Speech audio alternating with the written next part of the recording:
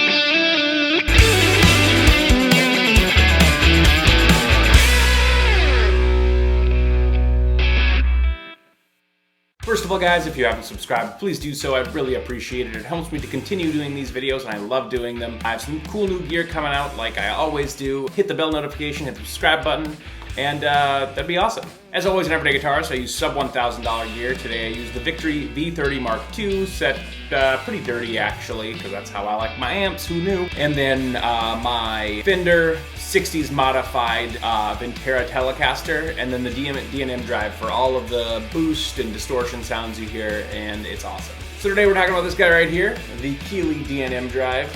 It's pretty rock and roll. I really like it. That pedal show is one of my favorite guitar channels on YouTube. I love watching Dan and Mick do their thing, and they're super good. They're awesome guitar players, and they always have really, really great tones. I'm not even like someone, they play a lot different style than me, but like just watching them, they're always so knowledgeable and fun to watch. And so if you haven't ever watched their stuff, which I highly doubt, go watch it because it's super good.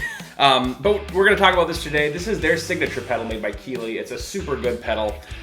There's two different sides to it, Dan side and Mick's side. Mick's side is kind of like, okay, I don't know what they actually are, but my gut feeling says it's somewhere between a Klon and a Tube Screamer, closer to a Klon.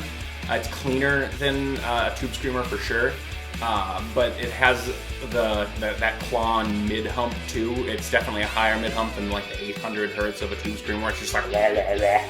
I don't love Tube Screamers, but this is good. If it is a Tube Screamer, I guess I was wrong, and I like Tube Screamers because this is great. Mick's side on this is unbelievably good for boosting just barely broken up amps into this beautiful, like kind of like pretty jangly thing, and it sounds so good for that. I love it for that kind of sound. Dan's side is more distorted. I call it kind of blues breakery. I don't know what it actually is, but that's what I would compare it to, you know, the whole kind of King of Tone thing, or maybe, you know, JHS's Morning Glory, that kind of thing.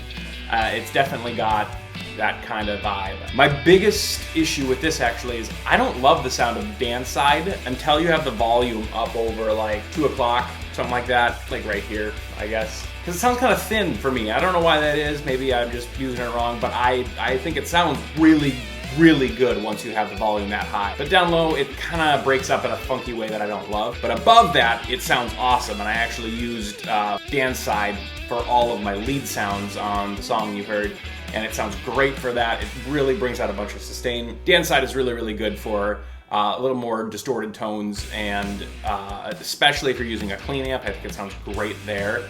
Where Mick's side is a little more for just broken up amp, in my opinion. So you can have them both on at the same time, and you can switch which side, which is going into which. So you can have Dan's side going to Mick's, or Mick's side going into Dan's, which is really good.